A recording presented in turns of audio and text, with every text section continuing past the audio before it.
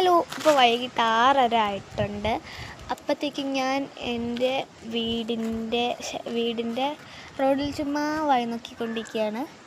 അപ്പോൾ നമുക്ക് നമ്മുടെ ഗാർഡനൊക്കെ ചെറിയ കൂടുതൽ അട്രാക്റ്റീവ് ആയിട്ടുള്ള സംഭവങ്ങളൊക്കെ ഒന്ന് പരിചയപ്പെടാവേ. അപ്പോൾ ഗൈസ്, ആദ്യം തന്നെ മുളകാണ്. ഒരുപാടെന്ന് വെച്ചാൽ കാട് പോലെ. അത് കാണാൻ പറ്റില്ല, കാരണം പച്ചയായതുകൊണ്ട് കാണാൻ പറ്റത്തില്ല. ഒരുപാട് നിൽപ്പുണ്ടേ.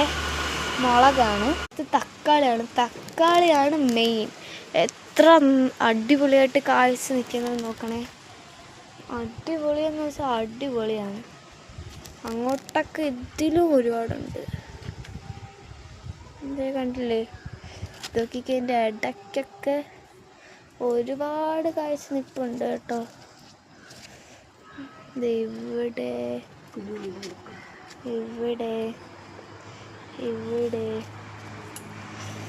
കണ്ടില്ലേ? ഇപ്പം വരണ തക്കാളിയുടെ ഷേപ്പൊക്കെ അത് ഇങ്ങനെയാണ്. വേറെ ഇങ്ങനെയുള്ളൊരു ഷേപ്പിൽ. ഇതാണ് വളർന്നൊരു തക്കാളി. കണ്ടില്ലേ? റൗണ്ടല്ല, ഇങ്ങനത്തെ ഒരു ഷേപ്പ്. കണ്ടില്ലേ? ഇപ്പോൾ ക്ലിയർ ആയോ നിങ്ങൾക്ക്? കണ്ടില്ലേ? ഇങ്ങനെയുള്ളൊരു സ്ട്രോബെറി ഷേപ്പിലിരിക്കുന്നു. അടുത്ത സൈഡ് നോക്കിക്കേ, മുളക് എത്ര മുളകാണ്. ഇവിടെ അധികം ഇല്ലെങ്കിലും 2-3 കിടപ്പുണ്ട്. ഇതിൻ്റെ പൂ കാണാൻ നല്ല ഭംഗിയാണ്. ഇത് നമുക്കിപ്പോൾ കിട്ടിയ മറ്റേ ബ്രിഞ്ചോളാണ്. ഇത് ഈ കളറിലിരിക്കുന്നതേ ഉള്ളൂ. ഇത് ബ്രിഞ്ചോളാണ്.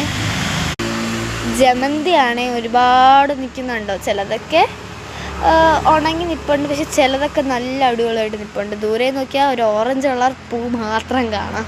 ഈ പൂവിൻ്റെ പേരറിയാമെന്നുള്ളവർ ഒന്ന് കമൻറ്റ് ചെയ്യണേ. ഈ സൈഡും ഉണ്ട് തക്കാളി. ഇവിടെ കൂടുതലും തക്കാളി കൃഷിയാണ്. ബ്രിഞ്ചോൾ ഒരുപാട് മൊട്ടിട്ട് നിൽപ്പുണ്ട്. ഇതിന് കായ്ക്കുമോയെന്ന് അറിയത്തില്ല. കഴിഞ്ഞ പ്രാവശ്യവും ഇതുപോലെ മൊട്ടിട്ട് നിന്നു, പക്ഷെ ഒന്നും കായ്ച്ചില്ല. ബ്രിഞ്ചോൾ അധികം കായ്ക്കുന്നില്ല ഇവിടെ. തുളസി അധികമൊന്നും ഇല്ലെങ്കിലും കുറച്ചൊക്കെ നിൽപ്പുണ്ട്. പിന്നെ ഇങ്ങോട്ട് വലിയ ഇതൊന്നുമില്ല പൂക്കൾ. അപ്പുറത്തെ സൈഡാണ് കൂടുതലുള്ളത്. ഇതെന്താണെന്ന് ആർക്കെങ്കിലും മനസ്സിലായെങ്കിൽ ഇത് കമൻറ്റ് ചെയ്യണേ. തൊടുമ്പോഴൊക്കെ മുള്ളാണ്. മുള്ള് കയ്യിലാണെങ്കിൽ നല്ലപോലെ കുത്തുന്നുണ്ട്. കണ്ട മുള്ള് കണ്ട? ഇതിൻ്റെ ഇലയായാലും അങ്ങനെ തന്നെയാണ്, മുള്ളാണ്. ഇതാണ് ഇതിൻ്റെ മൊട്ട്. കണ്ടില്ല? ഇത് വളർന്നു വരുമ്പോൾ ഇങ്ങനെ ഇരിക്കും. മൊട്ടാണ് ഇങ്ങനെ. കണ്ടില്ല? ഇവിടെ വരെ പടർന്ന് പിടിച്ച് നിൽക്കണം.